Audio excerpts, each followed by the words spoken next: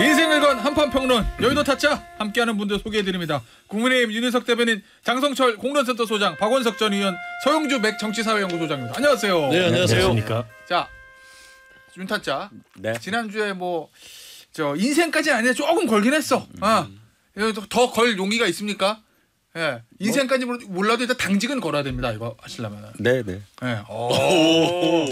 당직은 걸 수 있다. 이 맥 소장이요. 당직을 뺏기고 나서. 그래요, 당직 걸었잖아요. 예. 걸었다기보다는 뺏긴 거 아니에요? 당직이야. 이제 걸었지. 임명하시는 분이 하는 건데 예. 어쨌든 뭐 그런 각오를 해야죠. 좋아요. 예.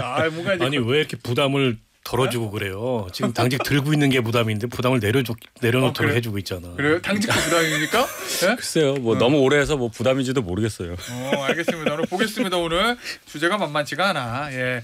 유튜브로 후추님께서 여의도 타짜 본방 불가 정치쇼에서 제일로 재밌는 목요일입니다라고 문자를 주셨는데 이 첫 번째 주제는 이거부터 해보죠. 이 장스트라다무스라는 사람이 있습니다. 여의도 방송가에. 예. 폭풍우가 온다. 태풍이 온다. 나는 또 그 언론사 직원인 줄 알았어. 예. 하도 여기저기 지금 예언을 하고 다녔는데 어쨌든 장스트라다무스의 예언대로 그 언론사에서 기사가 나오긴 나왔습니다. 보셨어요, 다들? 봤습니다. 예. 그러니까 이 뉴스토마토에서 2주 전에 김건희 여사와의 이 김영선 전 의원에 대한 올 총선 공천 개입 의혹 요 기사가 있었거든요. 엠모 씨를 얼개로 해서. 근데 오늘 후속 보도가 나왔어요. 여기 보니까 뉴스토마토하고 제목이 대통령과 여사에게 전화했다. 내일 김영선 발표라고 이제 요거는 이제 엠모 씨라는 사람이 측근 얘기한 얘기예요. 요거는 지금 얘기가 아니고 2022년 윤석열 대통령 당선되고 있었던 재보궐선거 거기에 일산에서 비례대표 2번, 일산에서 2번 하다가 10년간 야인이었던 김영선 전 의원이 국민의힘에는 굉장히 좋은 지역인 창원 의창 선거구에 공천되는 과정에서 엠모 씨가 내가 다 아는 거지. 대통령하고 여사한테 전화해가지고 K 의원이 되려고 그랬는데 내가 다 정리했어. 예, 소위 말하는 윤핵관 의원들이 다른 의원을 밀었는데 내가 다 정리했어. 이렇게 말했다는 그 내용이거든요. 장타짜. 네. 이거 장타짜가 말했던 폭풍 맞죠? 근데 아직 이거 폭풍이에요? 50%도 안 나온 것 같아요. 기사가. 네. 네, 앞으로 더 나올 것 같다라는 좀 생각이 들고요. 예. 일단은 공천과 명태균, 김영선 예. 뭐 이런 네. 분들 사이에 여러 가지 일들이 벌어졌다라는 것은 좀 어느 정도 기사로서 확인이 되는 것 같다라는 생각이 들고요. 예. 그 엠모 씨라는 분 본인이 페북에다 본인이라고 얘기도 다 하고 본인 고소하겠다고 다 밝혔는데 뭘 M이라고 그래요. 다 알고 있는데 예. 그렇지만 저 사회자치시대로 따르겠습니다. 그 엠모 씨가 했던 여러 가지 얘기들 그것들이 앞으로 더 많이 밝혀질 것 같다라는 좀 생각이 들고 토마토 측에서는 엠모 씨가 얘기했던 녹취 파일이 한두 개가 아니고 대략 제가 듣기로는 한 8개 정도 확보가 됐기 때문에 뉴스토마토가 확보하고 있는 엠모 씨의 녹취 8개 정도 되는 것 같다고 전했습니다. 오늘 아침 한 2개 정도가 공개가 됐죠? 서영주 소장님? 네, 그렇습니다. 그러니까 앞으로 공개될 것이 더 많고 더 폭발력 있는 것들이 더 많을 수도 있을 것 같다. 그런 생각이 좀 드네요. 자, 윤타짜. 네. 가슴을 쓸어내렸습니까? 이 기사를 보고 아니면 큰일 났네 이겁니까? 아니, 그 정도는 아니에요. 어차피 그 예상했던 얼개는 드러난 거잖아요. 뭐 구체적인 게 없다 뭐 이런 얘기인데 이런 정도 예상은 했기 때문에 기사 파괴력은 생각보다 적어요. 적지만 이 얘기가 이제 또 가겠죠. 요게 하나가 추가가 된 거잖아요. 이제 민주당 입장에서 예를 들어서 보면은 저 2022년 재보선. 예. 그래서 뭐 공천 개입이라든지 이런 얘기를 할 만한 거리가 이제 큰 게 하나 생겼기 때문에 이게 이제 다른 언론에서 좀 받고 그리고 오늘 목요일이니까 뭐 오늘 내일 정도 좀 커지면 민주당에서 또 급발진하는 분들도 있을 거예요. 뭐 특검법부터 시작해서 어쩌고 저쩌고 해서 뭐 티읕자 들어가는 그것까지 그런 그 정도의 정치 공방은 예상할 수 있겠죠. 그런 분들 없으면 좋겠다라고 말은 했습니다. 아니 이 기사를 보면서 제가 든 생각은 뭐 녹취 내용이 공개되고 이런 건 아직 아니잖아요. 때문에 요 기사만 가지고 뭐 태풍급 파장이다 이렇게 얘기 못할 수도 있고 국민의힘에서 안도할 수도 있는데 그 기사 내용 중에 보면 이런 게 있어요. 그 MC라는 사람이 이제 본인의 영향력을 과시하기 위해서 대통령과 통화한 녹취록을 녹음해가지고 녹음을 여기저기 틀어줬다 스피커폰으로 뭐 이런 얘기가 나오잖아요. 그러니까 왜 저런 비정상적인 네트워크가 대통령 부부를 둘러싸고 있는지 그게 정상이 아니에요. 이른바 이제 비선이라고 볼 수 있는 거 아닙니까? 저런 사람이 영향력을 행사해서 재보궐선거에 공천이 이루어졌다. 당시 재보궐선거의 공천에 이 김영선 전 의원만 저 사람의 영향력 하에 이루어진 건지 다른 어떤 공천 개입이 또 있는지는 모르겠습니다. 그런데 아무리 따져봐도 저 사람이 그 공천에 저런 식으로 개입한다는 게 있을 수 없는 일이잖아요. 근데 대통령 부부를 둘러싸고 이런 일이 일어난다는 게 제가 보기에 비정상이에요. 게다가 논란이 공천 과정에 사적인 인물이 개입하냐? 논란이 이 사람만 있습니까? 천공이라는 사람도 끊임없이 논란이 됐잖아요. 그 지난 과정에서 그 도대체 지금 초기에 그럴 수 있다 쳐요. 그 대통령이 되는 과정에서 이 사람한테도 빚지고 저 사람한테도 신세지고 뭐 그렇지 않습니까? 우리가 정치를 하다 보면. 근데 윤석열 대통령은 정치도 굉장히 짧게 했으면서 정치도 거의 안 하고 바로 대통령이 됐죠.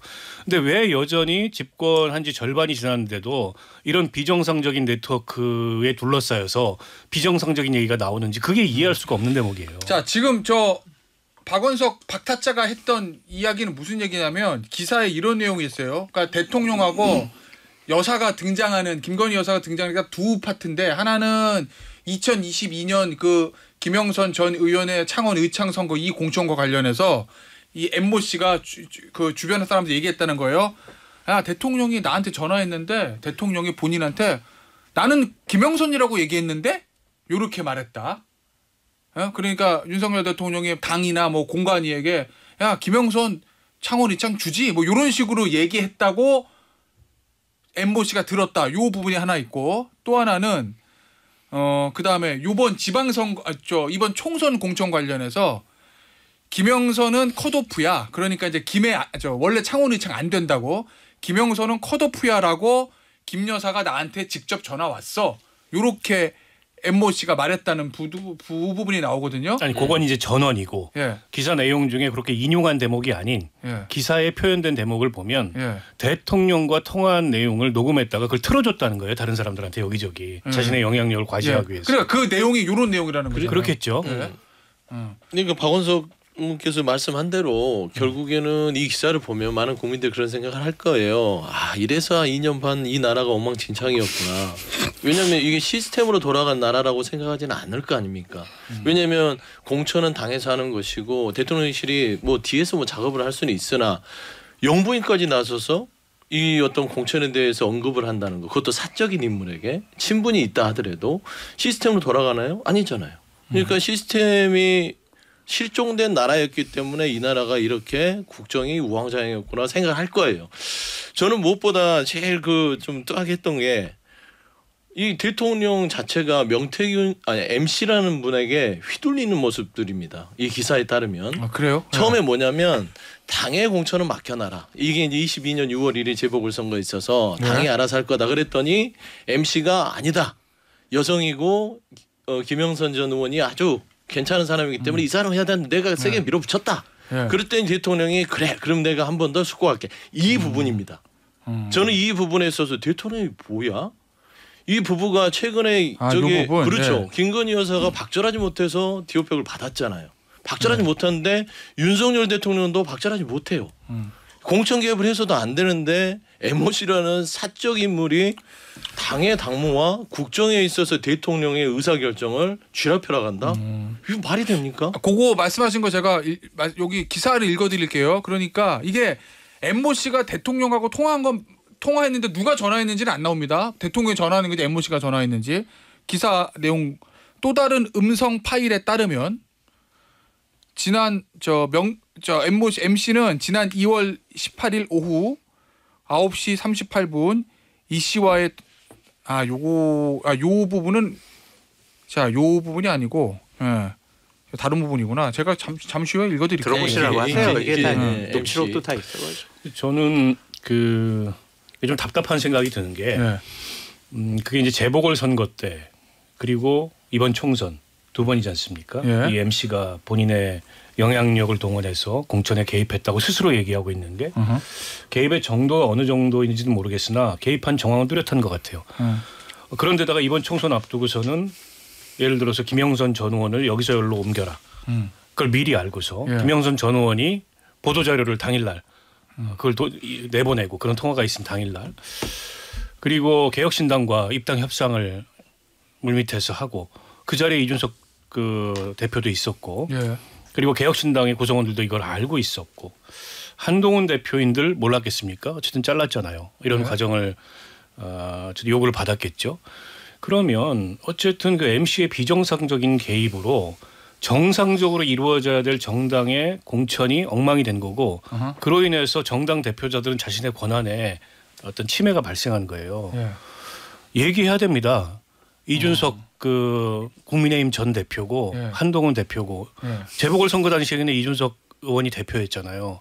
그때 이준석 의원이 뭔가 비정상적인 영향력이 작동한다는 걸 몰랐을까요? 전 모르지 않았다고 봅니다. 윤상현 공관위원장은 다른 생각을 갖고 있었던 것 같아요. 당시에 김영선 전 의원 공천에 대해서 당시 공관위원장이었는데 근데 어쨌든 명태균 그 MC가 얘기하고 대통령이 생각을 바꾼 대로 됐어요. 갑자기 창원의창에 연고도 없는 김영선 전 의원이 공천이 됐어요. 이상한 거잖아요. 이상했죠. 이번에도 이상하지 않습니까? 갑자기 김영선 전 의원을 여기서 옮겨라. 그런데 어쨌든 한동훈 대표가 거부는 했습니다. 저는 이준석 전 의원도 한동훈 대표도 밝혀야 된다고 생각해요. 어쨌든 정당의 대표자는 어쨌든 헌법적 법률적인 권한과 책무를 갖는 사람들이에요. 무슨 일이 있었는지 정확히 밝혀야 돼요. 공천 개입이 있었다면 이건 비정상인 공천 개입이었고 국정농단에 해당하는 거라고 밝혀야 됩니다. 그걸 갖다가 뭉개거나 물타기하거나 아니면 입 닫고 있으면 안 돼요. 알겠습니다. 근데 이준석 대표로서는 당시에 2022년 재보궐선거나 지방선거 때 공천권을 정진석 공관위원장이나 윤상현 재보궐선거 공관위원장한테 전적으로 일임했기 때문에 그냥 형식적으로 본인이 공관위에서 올라오는 것들을 당시에 그냥 최고위원회에서 그냥 의례적으로 원론적으로 통과시키고 그냥 공천장에 사인하는 직인 찍는 그 정도의 역할밖에 못했을 거예요. 그런 과정 중에서 이준석 대표에게 너는 알았을 거지? 너 알았을 거니까 너 밝혀. 안 밝히면 너 나빠. 이런 식의 지적을 하는 것은 좀 과하지 않나라는 생각도 듭니다. 아, 그거는 아니죠. 지금 말씀하신 건 원론적으로 당 대표였으니까 당 대표가 가진 권한과 권능을 볼 때 그 당시에 당대표를 했으면 여기에 대해서 답변을 할 뭐라도 해명을 해야 될 의무가 있다는 얘기를 하는 거고 그래서 한동훈 대표도 얘기한 거잖아요. 그건 지극히 옳으신 말씀이라고 해요. 저는 어떻게 보냐면 이런 정도 얘기가 있을 거야. 다들 그래 뭐 이럴 거야.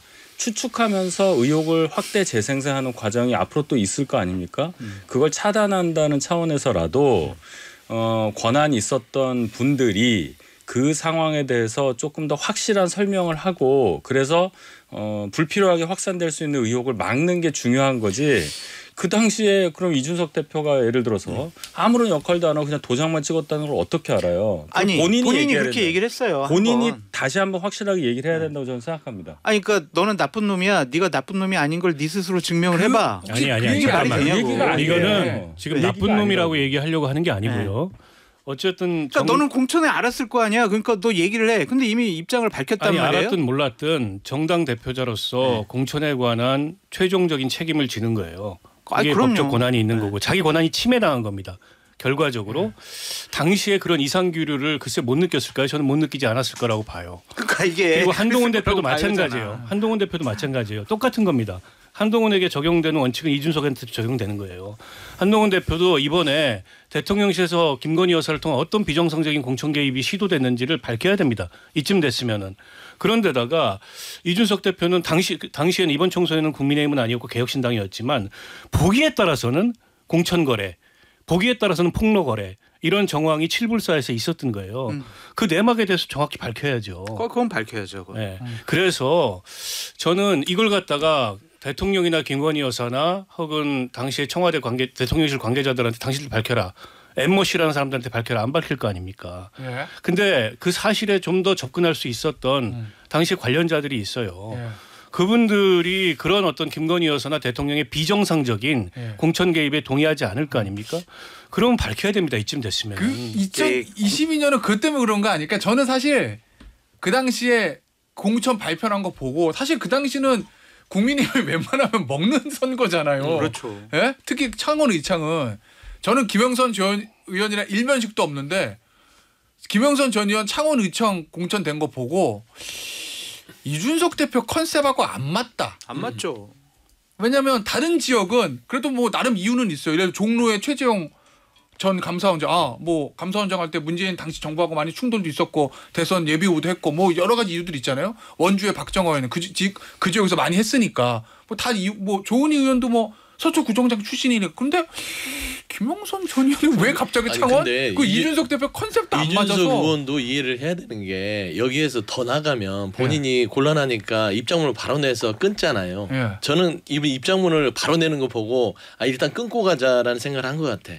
왜 그러냐면 당시에 당대표로서 본인도 윤석열 대통령이 처음 취임을 한 지가 얼마 안 됐고 결국에는 공천에 대한 여분을 좀 줬지 않았을까라는 추측은 돼요. 근데 그 부분에 있어서 본인이 대표로서 좀 면이 구겨지는 상황이 분명히 있을 수 있다. 그리고 이 상황을 분명히 알고 있었을 수도 있다. 근데 그냥 여기에서는 나는 몰랐다라고 끊고 가는 수준인데 저는 7불사에 있었던 일들은 분명히 본인이 밝혀야 된다고 봅니다. 자, 알겠습니다. 일단은 저희가 오늘 시간이 많아요. 장타책 많아. 하나만 그러니까. 말씀드릴게요. 대통령의 그 권한과 권력이 세고 대통령 당선인의 권한이 셀 때 당대표는 공천에 영향력을 끼칠 수 있는 게 아무것도 없어요. 윤희석 대변인도 아시잖아요. 당원 당규상 당대표가 할 수 있는 게 전혀 없습니다. 그런 과정 중에서 당시에 윤석열 당선인이 셀 수밖에 없었고 본인의 뜻과 의지대로 공관위원장을 선임할 수가 없었을 것 같아요. 제 생각은.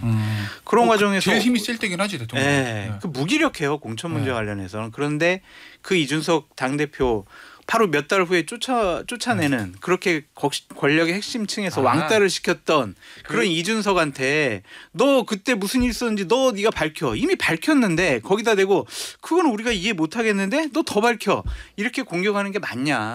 저는 뭐 이미 뭘 밝힌 게 없다고 보고요. 밝혔잖아요. 그러니까 본인이 할 수 있는 게 없었을 수 있어요. 그리고 당대표지만 실질적 권한을 행사할 수 없을 만한 그러니까 힘의 관계가 당시에 있었을 수도 있어요. 그럼에도 불구하고 김영선 그 전 의원의 갑작스러운 공천의 맥락에 대해서 당시 당대표로서 그걸 이해할 수 있을까요? 전 이해 못했을 것 같아요.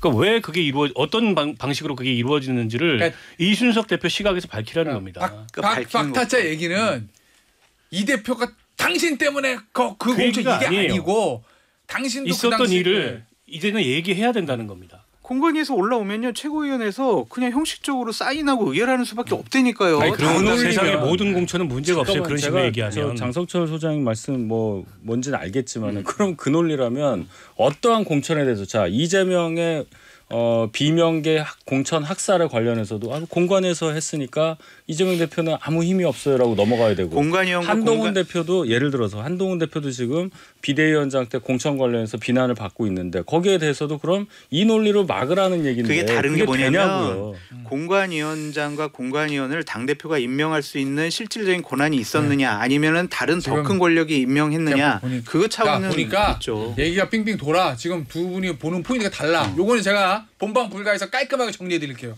요거 여기 본방 불가에서 더 할 거거든요. 본방 불가에서 뭐 할 거냐면 일단 뭐 기사가 못 보신 분들도 있으니까 요 기사에 나왔던 주요 부분들을 제가 그냥 제 의견이 아니라 기사를 읽어 드릴게요. 기사 읽어 주는 남자 그거 하고 그다음에 그러면 이게 대통령과 여사한테는 어떤 영향이 있을 거냐 요거 그다음에 이준석 의원과 한동훈 대표에는 어떤 영향이 있을 거냐 요거는 이제 본방 불가 시간에 마저 얘기해 드릴게요. 심화 버전. 오늘 기본 버전은 여기까지만 합니다. 자, 그래서 민주당에서 특검법 이제 시도할 거 아니에요? 네.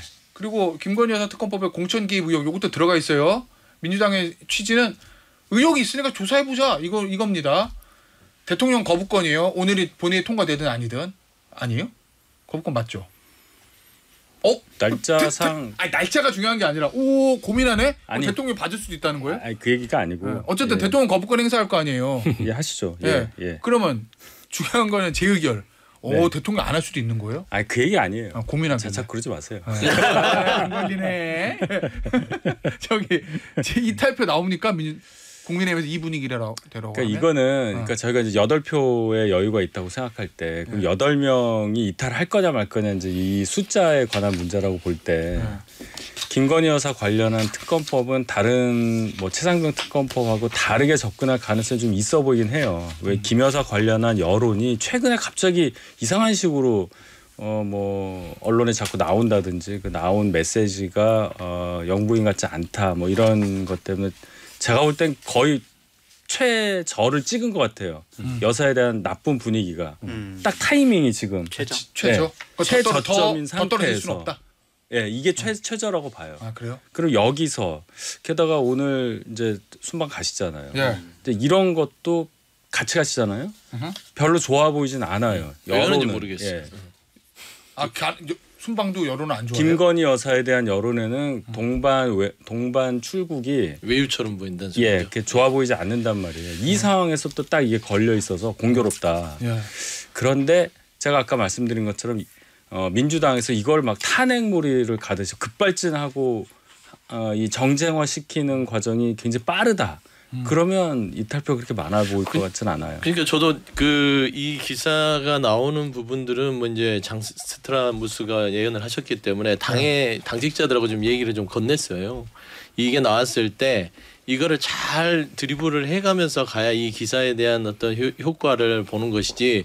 한 꼭지가 터졌다고 해서 여기서 뭐 탄핵몰이를 하고 막 특검몰이를 하게 되면 기사가 묻힐 수가 있고 저쪽에서 빌미는 이 기사가 결국엔 또 뭐 뉴스토마토와 민주당이 또 짜고 늘 그런 식이잖아요. 국민의힘의 대통령실은 이건 공작이다, 괴담이다, 가짜뉴스다 이런 식으로 나올 빌미를 안 주는 것들이 좋겠다라고 얘기를 했었고 체코 얘기가 나와서 잠깐 덧붙이면 저는 솔직히 대통령 혼자 가는 것도 좀 이상하긴 한데 왜 부인인 김건희 여사를 데려간지를 모르겠어. 원전 수주하는. 근데 외유할 방문할 때 영부인 아니 근데 있잖아요. 자체가 체코 원전 수주하는 부분들은 원래는 총리나 장관급 가도 되는 거예요. 계약서 쓰는 건데. 그럼 뭐 하여튼 그 얘기도 그렇고요. 문재인 대통령도 많이 다녔잖아요. 아니 그거하고 달라요. 그다음에 좀 말씀드리면 지금 특검 부분들은 19일 날 원시 의장이 약속을 했어요. 이날 처리하자. 한데 23일에 한 번 더 남았거든요.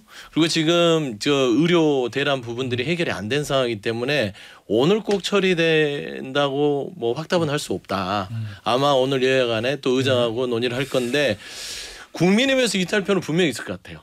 그래요? 왜 그러냐면 지금 이 기사가 별거 아니다고 하지만 이 기사를 읽어본 국민의힘 의원들이 정상이라면 이게 정상적인 국가 운영이 되는 것인가라고 판단할 것이고 최소한 그래도 선출직 배지를 다신 분들 아닙니까? 헌법기관이고 그러면 이 정상이 아닌 부분에 있어서 그대로 이거를 덮은다고 한다면 본인 스스로도 비정상이 되는 거거든요. 알겠습니다. 그 엠모 씨 있잖아요 여기 그분 이제 게이트 형식으로 이 기사가 이제 작성이 돼 있는데 그 엠모 씨가 자존심이 엄청나게 세요. 자존심, 자만감, 뭐 존재감 이런 것들이 엄청나게 센 분이거든요. 내가 낸데 막 이런 거거든요. 근데 만약 이제 언론이나 평론가들이 에이 뭐 설마 그 사람이 그런 역할을 할 수 있는 뭐 능력 있는 사람이거나 그 자격 있는 사람이야 이러면은요. 이분이 내가 낸데 하면서 이분이 더 얘기할 수 있어요. 그러니까 어필 국면에서 조셉 대령인가 그 사람 있잖아요. 아 마지막 장면. 네. 에이 당신이 뭐 해병대도 장악도 못하고 뭐 했겠어 근데 뭐야 막 하면서 얘기하잖아요. 그럴 가능성도 있어 보인다는 거예요. 그럴 가능성이 있을 수 있다고 저도 보고 명태균 씨 같은 경우에 지금 페북에다가 다 지금 민형사상 법적인 고소고발을 하겠다 지금 이러고 밝힌 상황이죠. 그럴 가능성이 현실화되면 그로 인해서 당혹스러운 사람은 비단 대통령뿐만이 아닐 거다. 자꾸 몰고 가지 여권의 불똥이 사방으로 칠 수도 있다. 자, 왜냐하면 그 명태균 씨 MC와 관련해서 이 사람과도 관계가 있고 저 사람과도 맞아요. 교분이 많고 이런 얘기들이 많이 들려요. 때문에 글쎄요. 그래서 이제 이게 약간은 휴시하는 분위기가 여권 전반에 있는지는 모르겠는데 휴시할 문제가 아니다. 이 말씀 드리고 아까 이제 김건희 여사 얘기하다 넘어왔는데 그 나머지 MC에 대한 심화 버전은 2022년에 무슨 일이 2024년에 무슨 일을 그거 이제 본방에서 불가에서 할 거고. 여사. 글쎄요. 저는 뭐 특검법이 통과되겠죠. 오늘이 될지 모르겠지만 뭐 당연히 거부권 행사할 거고 국민의힘의 의원들이 굉장히 고민될 것 같아요. 왜냐하면 이거는 최혜병 사건하고 좀 달라요. 이 사건의 느낌이. 왜요? 왜냐하면 최혜병 사건은 사실관계에 대한 어쨌든 논란, 대통령의 개입의 정도, 사실관계에 대한 논란도 있고 이거는 자칫하면 이제 대통령한테 직접 칼끝이 가는 사안인데 김건희 여사 사안은 사실은 여권 입장에서 보기에는 정말 이 국정의 중심 문제라고 볼 수도 없는 문제로 인해서 이렇게까지 여론이 악화되고 곤경을 우리가 겪어야 되느냐 언제까지 이걸 반복할 거냐 이 생각이 들 것 같아요. 그래서 저도 이탈표가 있을 것 같아요. 털어내는 게 낫다. 네, 그게 어느 정도가 됐든 왜냐하면 절제해야 되는데 대통령이 말려야 되고 김건희 여사 스스로 절제해야 되고 대통령실이 그걸 견제해야 되는데 아무것도 안 되는 거예요. 결국에 지금 남은 건 여당밖에 없습니다. 우리라도 뭐 어떻게 해야 되는 거 아니야? 이런 생각이 여당의 의원들 사이에서 전 들 것 같아요. 근데 이게 이제 어느 정도 반란표로 현실화될지는 모르겠어요. 그러나 일부가 됐더라도 그런 반란표가 나올 것 같고 저도 아까 이제 서영주 그 소장하고 생각이 똑같은데 민주당이 오버하면 안 돼요. 이거 가지고. 그야말로 드리블을 잘해야 된다고 얘기를 했는데 그렇잖아요. 김건희 여사의 지금 존재나 김건희 여사의 행동 방식이 문제가 많죠. 근데 그게 그 자체로서 이제 헌법과 법률을 위반해서 중대한 파면에 이를 만한 사유냐. 그것도 대통령이. 네, 그건 또 별개의 문제거든요. 때문에 이걸 가지고 너무 또 이게 그 당 지도부나 이렇게 오버하게 되면 될 일도 안 된다.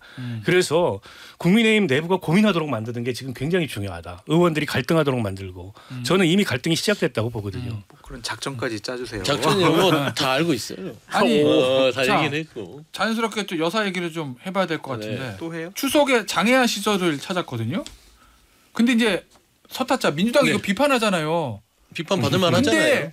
근데 네. 다른 거 다 떠나서 추석 때 여사가 장애아 시설 또는 보육원 시설 가서 뭐 이렇게 아동들 그냥 저 어루만져주고 이거는 늘상 여사로서 할 수 있는 행동 아니에요? 당연히 여사로서 할 수 있는 상황이고 일정이라고 생각해요. 그러니까 마포대교 거랑은 좀 다르지 않냐? 그런데 네, 근데. 이게 사람이라는 게 그렇잖아요. 면목이라고도 하고요. 염치라는 말이 있어요. 그러니까 최근에 김건희 여사를 둘러싼 많은 일들이 국정 시스템이 본인으로 인해서 좀 무너졌다고 생각하는 국민들이 많지 않을까라는 고민을 안 해봤을까요? 명품백 사건에 대해서 검찰이 무혐의 내리고 권익위가 그렇게 무너지면서 권익위 국장도 자살에 이르게 되고 그다음에 도이치모터 주가 조작의 재판에서 뭐 같은 이 전주 역할을 했던 사람은 유죄가 되고 그러면 검찰이 이제 수사를 앞두고 있고 따지고 보면 너무나 많은 일들 그다음에 공천 개입 오늘 뉴스토마토에서 나왔지만 그런 본인을 둘러싼 많은 국민에 대한 의혹들이 있고 사과 한마디를 추석 영상에서 나와서 그냥 웃으면서 개를 안고 찍는 거 외에는 사과 한마디로 국민한테 하지 않아요. 그런데 마포대교로 가서 지휘관 행세를 하는 모습 이제 장애 시설에 가서 그 친구들을 데리고 차라리 비공개로 하지 그 친구들이 무슨 병풍입니까? 그런 느낌을 줄 만큼의 행보라는 것은 아직은 아니다. 그러니까 사람이 때와 장소와 시기를 잘 가려야 되는데 김건희 여사는 그런 게 없어요. 그렇기 때문에 비판을 받는 것이다라고 지적하는 것입니다.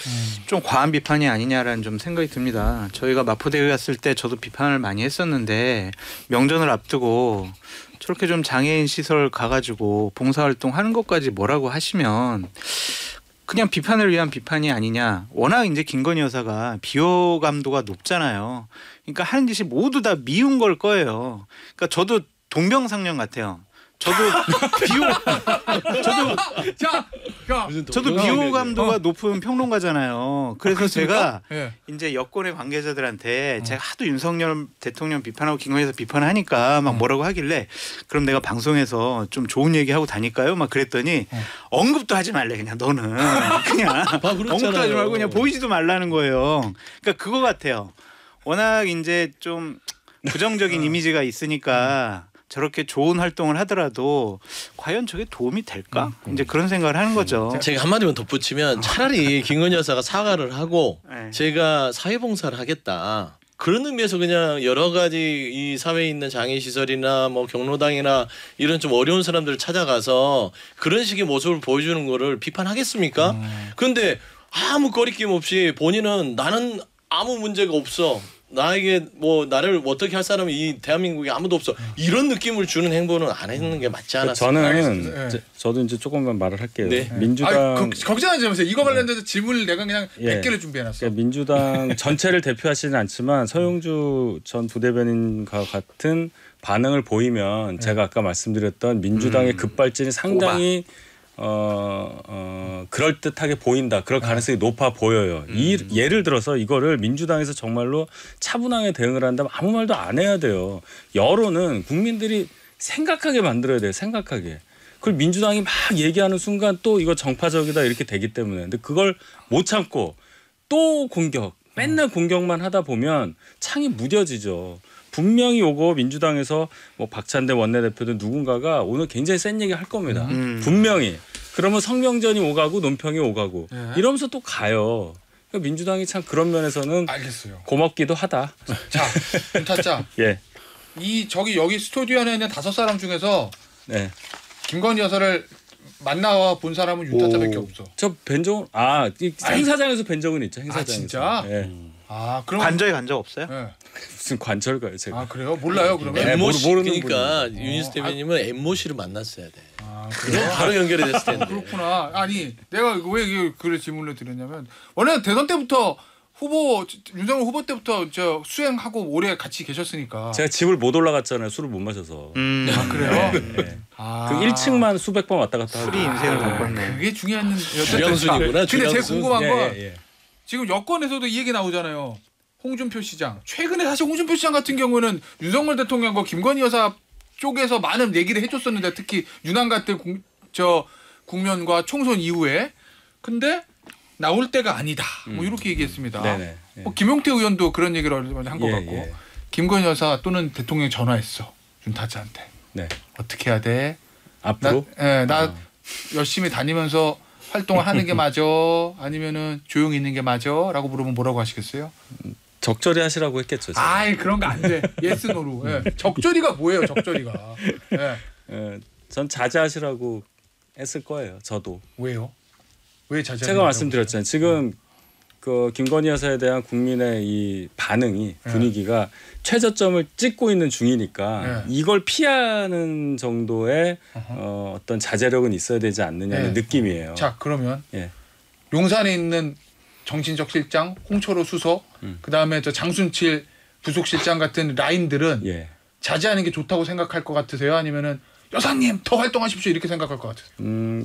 지금 거명하신 분들은 제가 뭐 생각을 다는 모르지만 아마 자제하는 게 맞다고 생각하실 겁니다. 네, 근데 앞으로 그럼 자제할 것 같으세요? 안 할 것 같으세요? 앞으로요? 네. 제가 해석해 드릴게요. 왜 자꾸 곤란한 질문을 만들어? 아니, 그냥 지금처럼 하실 거예요. 그러니까 그 얘기는 뭐냐면 그 본인이 대통령 배우자로서 활동하는 것 자체에 대해서는 아무도 이거는 비판할 수 없는 영역으로 생각하시는 게 강하다. 그리고 여론에서 그렇게 보는 거 그거는 뭐 이제 해명 가능하다. 그리고 뭐 재판 과정, 뭐 수사 이런 걸 통해서 충분히 증명 가능하다. 계속 그런 생각 하신 거고 말씀하신 대로 뭐 예를 들어 수사심의위에서 최재형 관련해서 뭐가 이제 종결이 되고 이런 것도 영향을 끼쳤다고 보긴 봐요. 자 그러면 여기서 질문. 모두에게 나가는 퀴즈입니다. 1. 윤타짜 그래도 여기서 윤석열 대통령 부부를 제일 잘 알고 있는 윤타짜의 분석에 따르면 현재 지금 당에서도 홍준표 시장이랑 뭐 의원들이 자제하는 게 맞다라는 얘기를 공개적으로 했어요. 용산의 공식 라인은 지금 자제하라고 저 생각을 가지고 있다는 거잖아요. 근데 자제 안 할 것 같다는 거잖아요. 윤타짜 예상은. 그렇다면 그 원인은 무엇인가? 원인이요? 1. 비서실장과 정무수석이 얘기를 못해서. 2. 비서실장과 정무수석을 제끼고 자제하시면 안 됩니다. 더 활동하셔야죠. 이렇게 말하는 다른 비서관들이 있어서. 3. 김건희 여사가 본인의 판단으로 움직여서. 뭡니까? 감이죠. 저는 감이. 세 가지 요소가 다 있다고 생각하고요. 그러니까 정진석 비서실장, 홍철호 정무수석, 뭐 정진석 비서실장은 국회 다선 의원이고 중진이고 대표적인 왜 정무적 판단이 없겠습니까? 근데 얘기할 수 있는 분위기가 아닌 거죠. 왜냐하면 그 얘기가 먹지도 않고 괜히 그래봐야 눈밖에 나고 그러니까 저는 조용히 있는 거라고 생각하는데 잘못된 거죠, 그것도. 그런데다가 뭔가 문고리가 있는 것 같다는 느낌도 들어요. 비서실장이나 정무수석과는 달리 그 여사를 둘러싼 그 소문도 꽤 있고. 조선일보 김영칼럼에서 얘기했던 몇몇 비서관들. 이를테면 음주운전했는데 정직 2개월밖에 안 받는 뭐 이런 사람들 있는 거죠. 예예요 일단. 예를 들어서 무엇보다 핵심적인 거는 김건희 여사 본인의 의지라고 생각해요. 근데 대통령 영부인의 활동이라는 건 공식 활동은 아니잖아요. 그렇죠? 그러니까 공식 활동이 아니라는 것은 뭐 법과 제도에 의해서 권한이 있고 책임이 따른 이런 활동이 아니라는 거예요. 그 대통령의 조력자로서 대통령이 국정을 살피는데 미처 대통령이 살피지 못하는 이런 곳에 영부인의 역할들이 있는 거예요. 그러면 이 역할이 플러스가 되면 하는 거고 적어도 제로가 돼도 나쁘진 않은 거예요. 근데 마이너스가 되면 안 해야 되는 거거든요. 근데 김건희 여사는 지금 뭘 해도 마이너스예요. 보육원을 가도 마이너스고 뭐 쪽방촌 봉사를 가도 마이너스고 왜냐하면 본인과 관련된 이런 이 뭐 공정과 상식의 잣대에서 봤을 때 말이 안 되는 이런 일들이 계속 일어나는데 그에 대해서 해명도 사과도 책임도 지지 않고 또 수사기관마저도 그에 대해서는 일종의 이제 남들과 다른 그런 잣대를 적용하기 때문에 국민들 눈에 하나도 곱게 보이지 않습니다. 이번에 보육원 간 것도 사진 찍으러 갔구나. 이렇게밖에 평가가 안 돼요. 자 그러면 활동을 멈춰야 되는 겁니다. 하면 할수록 마이너스예요. 대통령한테 득이 안 되고 정부한테 득이 안 되고 여당에 득이 안 돼요. 그럼에도 불구하고 계속 이걸 갖다가 하는 건 결국 본인의 고집이고 본인의 의지인 거고 그걸 아무도 못 꺾는 이런 상황이 된 거죠. 그래서 저는 여당 의원들이 고민할 거다. 우리라도 뭘 어떻게 해야 되는 거 아닐까. 그 상황에서. 저는 뭐 이렇게 논리적으로 고민하지 않아도 직관적으로 지금 상태면은 이걸 그냥 둬도 될까에 대한 고민이 있을 거라고 봐요. 엄청나게 손을 떨면서 고민을 많이 할 것 같은데. 잠깐 윤타도 반란표 나올 것 같습니까? 아까 말씀드렸잖아요. 그렇게 많아 보이진 않아요. 8표 안 나올 것 같아요. 민주당에서 진짜 급발진할 게 예상되기 때문에. 안 한다니까. 이제 쌀쌀할 건데 저도 뭐 장소님 얘기하세요. 다 했어요? 네. 저는 감히 그런 얘기를 못 한다고 생각해요. 그랬으면 벌써 했죠. 그러니까 김건희 여사는 이제 대한민국에 무서운 게 아무도 없다. 국민도 이제 안 무섭다. 이유가 뭐냐? 돌이켜 보십시오. 대통령이 남편인데 대통령도 본인한테 아무 말 못하니까 자제가 안 되죠. 뭐 그다음에 집권 여당도 본인 뭐 공천 개입 이런 부분까지 하는 거 보면 거의 손아귀에 있다고 생각하는 거예요. 최근에 명품백 보세요. 검찰. 그다음에 최근에 관저공사, 감사원. 그다음에 권익위. 말하자면 대한민국의 권력자를 감시할 수 있는 기관들은 본인이 다 장악하고 본인의 발밑에 있는데 뭐가 무서워요? 저는 김건희 여사가요 2021년을 기억했으면 좋겠습니다. 왜냐하면 그때로 가면 더 행복할 거예요.